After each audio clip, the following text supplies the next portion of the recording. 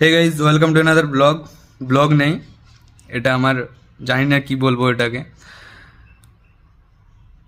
কিছুদিন ধরে ভিডিও বা কিছু আপলোড করিনি, তার জন্য নিজেকে দোষ দেব, কারণ নিজের এতে পুরো গালতি আছে। কারণ কেউ কোনো কাজে বাধা দেয়নি কোনো দিন, নিজে যতক্ষণ না বাধা হয়ে দাঁড়াবো।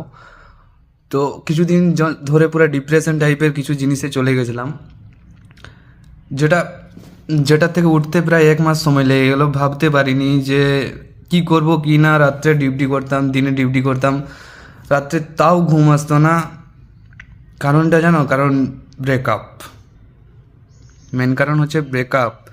এই কারণ পুরা দিন 11-12 ঘন্টা ডিউটি করার পরেও যখন 1 ঘন্টা প্রায় 10 মিনিট সময় দিত না, তখন মনে হতো ঠিক আছে, এটাতে আমি শান্তি ঘুমোতে পারতাম। বাট পরে তোমরা ভাববে যে মা বাবার জন্য কিছু করো, মা বাবা বাট ব্যাপারটা হচ্ছে মা বাবার জন্য আর ভালোবাসার মানুষের মধ্যে আলাদাই তফাৎ থাকে। মা বাবাকে ভালোবাসি মানছি, কারণ কিন্তু ভালোবাসার মানুষের মধ্যে না আলাদাই তফাৎ থাকে।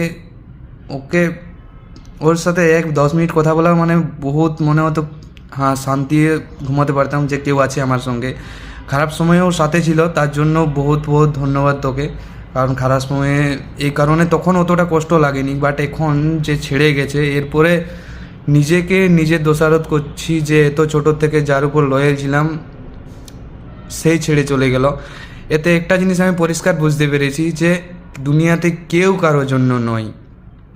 এই দুনিয়াতে কেউ কারোর জন্য নয়। একা আসিছি, একা চলে যাব। না এই গেঞ্জি এনেছি, গেঞ্জি কিনেছি, না এই গেঞ্জি যাবে আমার সাথে, না কিছু আগুনে জ্বালিয়ে দেওয়া যাবে, কিছু করার নেই। আর আসল ব্যাপারটা হচ্ছে গরিবের জন্য কোনো ভালোবাসা বলে কিছু হয়নি কোনো দিনও, আর হবেও না আশা করি, যতক্ষণ না আমির হচ্ছি বা আমির হবে কেউ। কারণ গরিবদের এটা হয়, স্ট্রাগল করতে করতে জীবন চলে যায়। যমরাজ এসে ঘরের দরজায় ঠক ঠক করে যে চলো ভাই, আমি এখন সময় হয়ে গেছে, আর হয়ে গেছে, স্ট্রাগল করেছো, কী নিয়ে এসেছি কী নিয়ে, এটা কিছু দেখবে না। পুরো ডিপ্রেশন টাইপের কিছু জিনিস চলে গেছিলাম। কী করবো কী না কিচ্ছু বুঝতে পারছিলাম না। কিছুদিন পরে সময় দিলাম, আর ভাবলাম যে না, মুভ অন করা উচিত। যে ছেড়ে গেছে তাকে নিয়ে আর না ভাবাটাই ঠিক। কেননা জীবন একটাই, কোন দিন চলে যাব কিছু বলা যাবে না। কারণ একবার মৃত্যুর মুখ থেকে আমি ফিরে এসেছি, যদিও ডাক্তারও বলে দিয়েছিল যে আর বাঁচবে না, তাও বেঁচে আছি। মানে কিছু তো করার জন্য বেঁচে আছি। শুধু এটাই নয় যে ও আমার সাথে দিবে, সাথ দিবে, সাথে থাকবে, এটার জন্য আমাকে বাঁচিয়ে রেখেছে, এটা নিশ্চয়ই নয়। কিছু করার জন্য ওটাই করবো, ওটাতেই মন দেব। তোমরা ভাবতেও পারবে না, মানে এতদিন থেকে ভালোবাসতাম যে তোমরা ধারণাও করতে পারবে না যে এতদিন ধরে একটা ছেলে একজনের প্রতি লয়াল কী করে থাকতে পারে। কিন্তু সেই ছেড়ে চলে গেল, আর পারছি না, এতে থাকতেও পারবো না।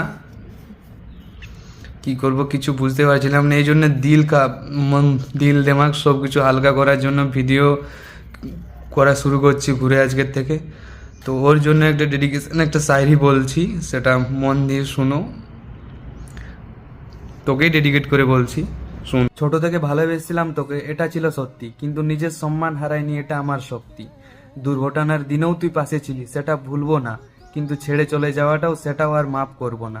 তুই এই বুঝলি না তার দাম, হারালি নিজের হাত দিয়েই।